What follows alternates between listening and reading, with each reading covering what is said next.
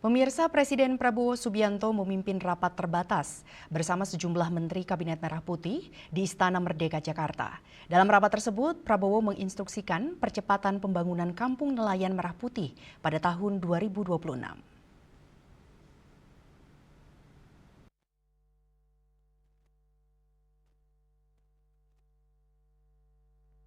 Menteri Kelautan dan Perikanan Sakti Wahyu Trenggono memberikan keterangan pers seusai menghadiri rapat terbatas di Istana Merdeka Jakarta.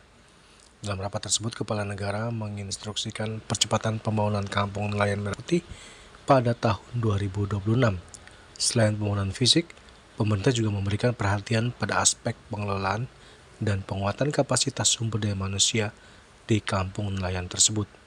Kedepannya, pemerintah juga telah menyiapkan pembangunan lanjutan sebanyak 1.000 kampung nelayan yang akan dilaksanakan secara paralel pada tahun 2026.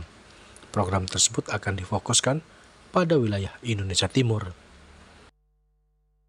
Artinya bagaimana pembangunan Kampung Nelayan Merah Putih bisa lebih di speed up gitu ya. Di tahun ini kita sudah membangun 100 titik, 65 tahap 1, 35 tahap kedua, dan kemudian itu totalnya 100, semuanya diperkirakan akhir bulan Mei selesai. Ya.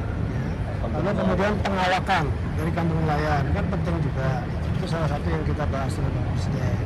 Yang berikutnya yang 1.000 berikut di tahun 2026 secara paralel kita akan kerjakan, dan fokusnya adalah ke Indonesia Timur. Nah gitu ya. Untuk pelatihan kapal Pak, gimana? Untuk pelatihan kapal kerja sama dengan pemerintah Inggris waktu itu implementasi? Itu sedang dalam proses. Ya, kalau itu kan butuh waktu.